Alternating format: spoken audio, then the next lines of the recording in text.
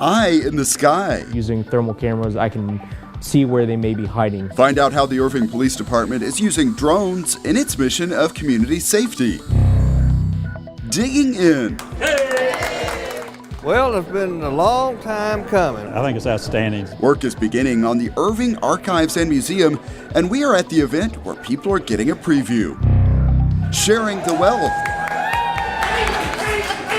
Share Tank helps strengthen local nonprofits with knowledge and funds, and we are seeing examples of some of their work in action. Plus, the new safe way to get rid of unwanted prescription drugs, and renovations start at a rec center. Now on City Source.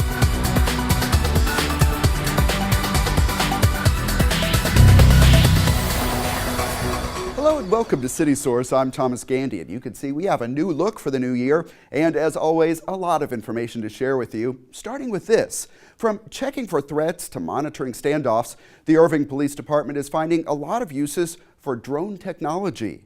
Brett Wheeler saw how officers are getting trained and learned more about how the drones will be used.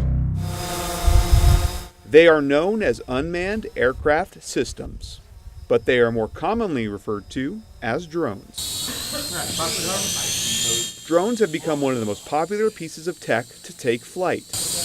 The Irving Police Department can finally see what all the buzz is about when it comes to using these drones to protect and serve the community. One of the big things that I think is a benefit for law enforcement is a lot of times we have suspects that run, and when they run, they jump over fences, hide in foliage. But with the drone, I can get up in the air, and using thermal cameras, I can see where they may be hiding. When it comes to police work, Officer Chris Qua has been an early adapter to drones, even using them in Houston during the recovery of Hurricane Harvey in 2017. And now, thanks to a city grant, Officer Chris Qua is helping Irving police officers train to become licensed drone pilots. Currently, we are training 18 pilots that will be patrol-based, so they will be out there working the streets, answering emergency calls. With the pilots that we have selected right now, they will be carrying small aircraft with them. So the idea is if we have an emergency, they're able to get aircraft in the sky as soon as possible. But before officers can take to the sky, they must prepare in the classroom. We're going to keep track of each one of our flights and our missions. In preparation for the FAA drone test, known as the SUAS Part 107, officers must learn about FAA rules and guidelines.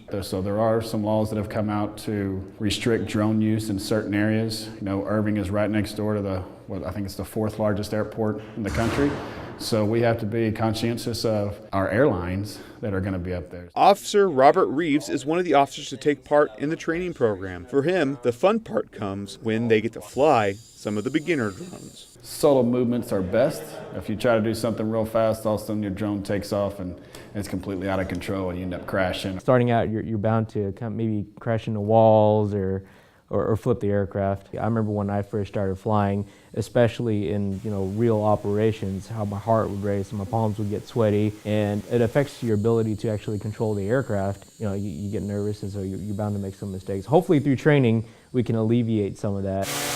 Other issues that officers want to help alleviate are concerns from residents about privacy. I take privacy concerns very seriously. That's part of why we're structuring the drone program into patrol. These officers are not responding to emergency phone calls, to deal with 911 calls out throughout the city. They don't have the time to be looking over someone's backyard. What we're trying to use it for is, like I said, to save lives, to help the community in any way that they can. Helping the community is what this program is all about. And as for the possibilities on how else to fly these drones, well, the sky's the limit. Brett Wheeler for City Source. Packets are now available for residents interested in becoming candidates for City Council. This year, places 1, 2, and 7 will be elected. Places 1 and 7 are single-member districts, meaning candidates must live within the boundaries of their respective districts. Place 2 is at large, so the candidates can live anywhere in Irving. The filing period runs through February 15th. Then early voting begins on April 22nd. Election day is May 4th. The City Secretary's office can answer election questions. That number is 972-721-2493. We also have election news from the Irving Independent School District. 5 of 7 seats on the school board will be on the ballot in that May election. They are District 1, District 3, as well as Districts 5, 6, and 7. Yes, that is a lot of openings. 2 were created by past resignations, and others are part of the regular cycle. School board candidates must have lived in Texas for the last year and lived in the district they wish to represent for the past 6 months. Like the city elections, the filing period for those school board positions also ends on February 15th. Additional information and forms are available at irvingisd.net/elections. In our ongoing series on infrastructure, renovations are underway at Center Park Recreation Center. A new lobby, weight room, and more are among the improvements. Community Development Block Grant funds are paying for the renovations. Because of the work, activities at Center are on a significantly modified schedule. Crews hope to have all of the improvements complete by the summer. And here is a look at another project we have been following. You can see a lot of progress on the construction of a new outdoor plaza on Main Street. This is what it could look like when it's complete. Developers say it will include a curved pathway, seating, tables, lighting, and shade trees. The goal of the new plaza is to bring more activity to downtown Irving. The project will cost just over $500,000. And we have news on yet another project. Work is getting started on the Irving Archives and Museum inside the former Central Library. It will be a place to learn about Irving history and see special temporary exhibits. We were at a preview event where attendees found a lot of reasons to celebrate. We go. Hey! 2 celebrations, both with a twist. Find out why leaders are scraping up old carpet in a minute. But first, an occasion you may not have even known to celebrate. Yeah, so this is the 115th birthday for the city of Irving for the lot sale that happened. It is an event that artist Guy Deal visualized in this painting. The original sale of lots in 1903 before there was any development. Hard to believe that's on the land where Irving is today. It really is. And what happened between that moment and now is the focus of the other part of the celebration. Let's call it carpet scooping. Former mayors and current city councilmen are taking turns on this non-traditional groundbreaking. We can't actually break ground because we're inside of the building. That vintage 1980s carpet had been here since this building opened as a library. It will be cleared out to make way for the Irving Archives and Museum. Sir, I just think it's a great thing for the community to finally have its own heritage museum. We are really excited to get one started and get rolling. Well, I think it's something that Irving has been longing for. At this event, people are getting a chance to explore the space and see pictures of some of the exhibits that will be installed. The overall concept is just amazing, and the fact that we can reuse this building for this purpose is just, I'm just so grateful to the city for allowing that to happen. It looks like we're going to make good use of the space that we have here. These images provide a better view. First from overhead, then we have some of the specific exhibits to show you from early business, the development and demolition of Texas Stadium, and more, all meant to show the evolution of Irving. And how we started out was just a little village, and then grew and grew and grew and grew, and by the way, grew with class. Other features include space for community groups and an area that will offer different attractions. Our temporary gallery is going to have lots of rotating exhibits from national exhibition companies, including the Smithsonian. And of special interest to children, the Spark Lab. So that's going to be an innovation, invention space for 6 to 12-year-olds to explore how inventors work. I'm anxious to see the Spark Lab because that's really unique to our museum plus into Texas. It's going to be really more a community-based museum instead of just a history museum. So we want to make sure people feel like they are welcomed and that it's a place where, you know, we can explore and grow and learn and do things together. The group Friends of the Irving Museums hosted this preview event as a fundraiser. We tried to raise money to help the museum to buy things and do things. We're not a city group, we're individuals. And one way they're raising money? $10 for tile. Selling some of that green carpet. You paid for that? Yes, I did. 10 American dollars. But not many people want the carpet. They're willing to donate the money, but they don't want the carpet. You know, once this whole thing comes in, and we're going to bring the kids over and show them, this is what this place looked like way back when. And that's because all remaining signs that this was ever the Central Library will be moved out quickly. Some parts of the Irving Archives and Museum will open in the spring, and a full grand opening is planned for the fall. I think that's great. We got to just keep a hold of the past. And this will be the place to do that. Yeah, and the Ruth Payne House Visitor Center will also be part of that new museum. Meanwhile, in that same building, the new superintendent of the Irving Independent School District got a big welcome. The Irving Hispanic Chamber of Commerce hosted a reception for Magda Hernandez at the Study USA. She has a long background at the district, having started as a bilingual aide 26 years ago. Then she moved into leadership and administrative roles. Hernandez has a 3-year contract to serve as superintendent of the district. Irving residents have a new way to get rid of unwanted prescription medications. Proper disposal is important so those medications don't get into the wrong hands or pollute the water. And this new drop-off is available around the clock. Check it out.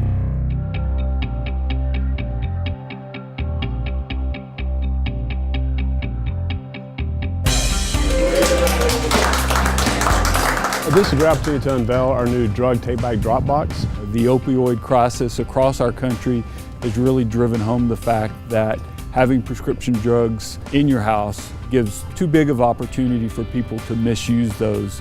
And many times the community, parents and educators, they don't realize that prescription drugs, what's in their medicine cabinet, could be dealing drugs straight to their teens or their teens' friends. This provides an opportunity for 24 hours a day, 7-day-a-week access, a place that you can safely dispose of those drugs. We partnered with the city to provide this box. We have the funding for it, and it's to assist them in their community strategies to combat the opioid crisis. The opiate epidemic and the problem with prescription drugs is substantial.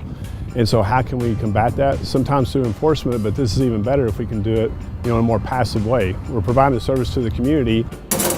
And you said no questions asked. So absolutely, there's no questions asked. There's not going to be anyone monitoring to see what you're putting in there. So what happens with the drugs once they're put in the box? That's a good question. So we don't consider this to be evidence in any way, so we want to limit how we handle it. The way to do that is we have a third-party vendor. We simply close up the container and ship it off out of state.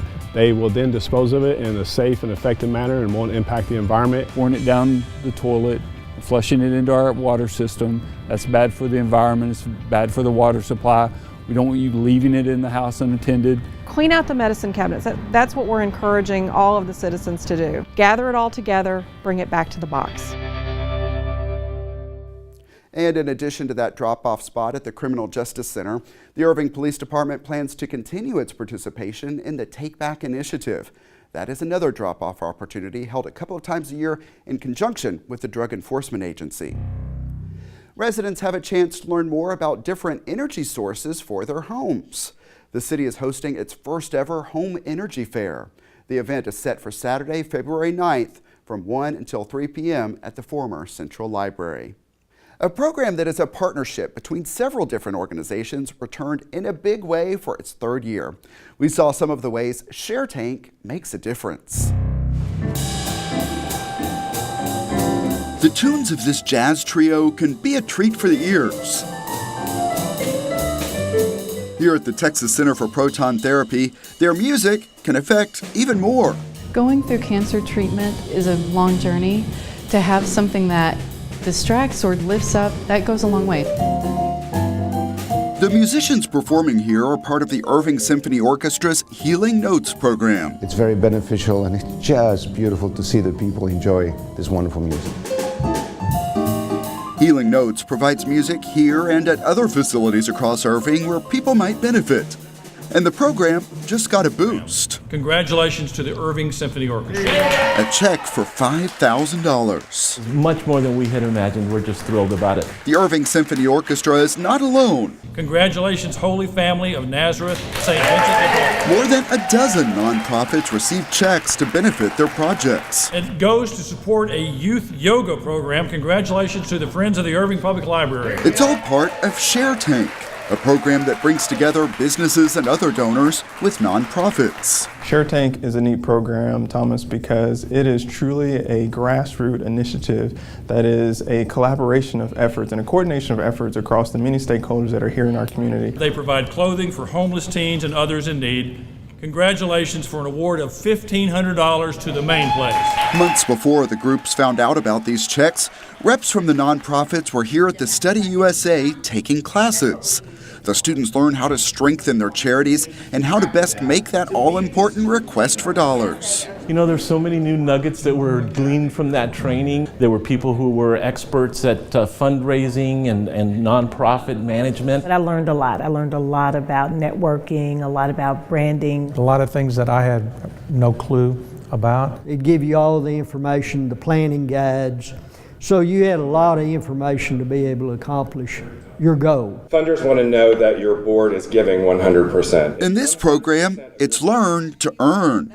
Participants who complete all 4 classes can pitch for cash, putting these lessons into practice. Good morning, and thank you again for this opportunity. We got in the classroom and tried to take a deep. I don't think we took a breath until we got out. So now we work with the family as a whole. A panel of judges evaluates all of the presenters who are aware real dollars are on the line. Today, my specific message is about Amtrak's. You're tense in the fact that you want to make the best presentation for your group. And I've never done anything like that before, so it was a good experience. It was nerve-wracking. I guess if you're not a little bit nervous, then you don't care, is the way I like to look at it. It's a fun idea. They had to wait to find out how they did until these announcements. Congratulations to Level Pathways, where people are not only celebrating the wins,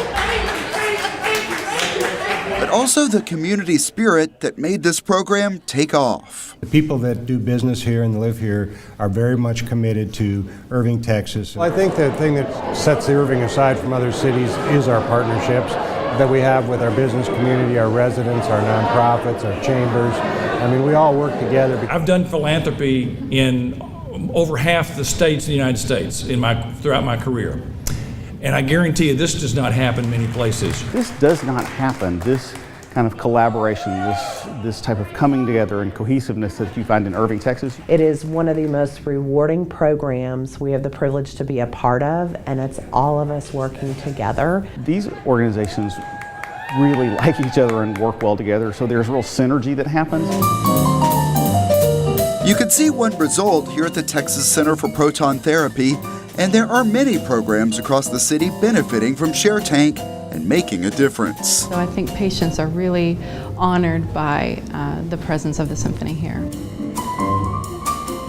Reps from the Irving Symphony Orchestra know that even when their grant funds are spent, they would still have banked a lot of knowledge that can help their programs grow. Everyone who participated, whether they received funds or not, I think came away with something even more valuable than the actual check itself, because it's the learning that they can then apply on a day-to-day basis. Lessons and funds that are music to the ears of nonprofits and the people who benefit from them. Great to see all that good work happening, and organizers plan to bring that program back again in the fall. And now it's time for our Pets of the Week. Here's Brett at the Animal Care Campus. Hello everyone and welcome to this week's Pets of the Week. I'm Brett Wheeler, this is William Brown, and we have Chandler. So tell me a little about Chandler.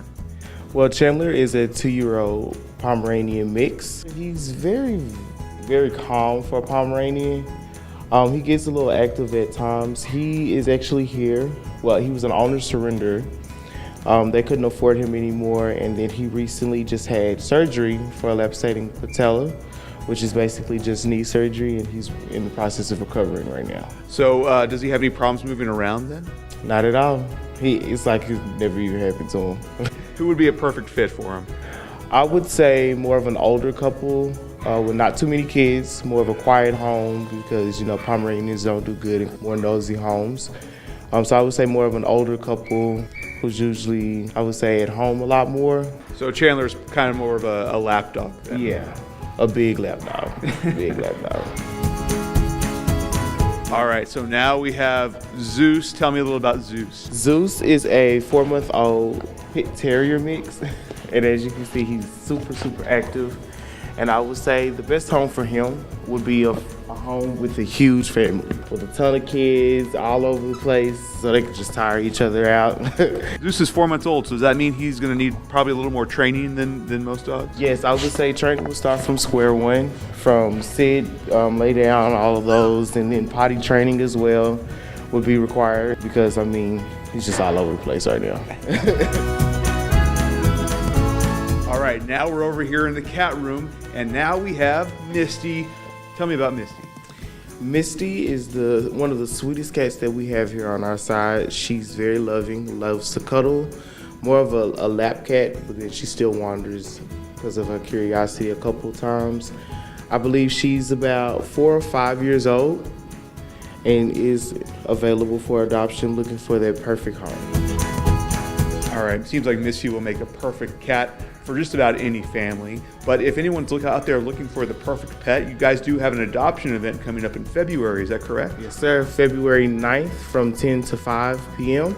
We have adoption special going for $10 for each adoption. That comes with microchip, vaccinations, spay and neuter, and a free vet checkup. That sounds like a great deal.